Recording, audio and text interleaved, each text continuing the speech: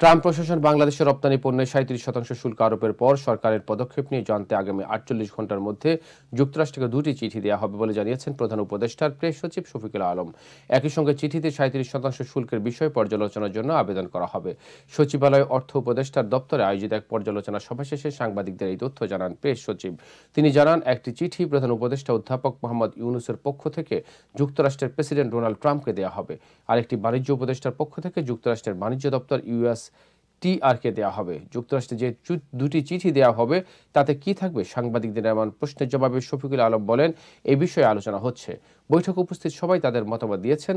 বাংলাদেশ কি কি কর্ম পরিকল্পনা গ্রহণ করছে চিঠিতে সেগুলোর উল্লেখ থাকবে। চিঠিতে যাই থাকুক বা ব্যবসা বান্ধব হবে, যেখানে বাংলাদেশের ব্যবসার স্বার্থকে দেখা হবে। দুই দেশ যাতে সমানভাবে লাভবান হতে পারে।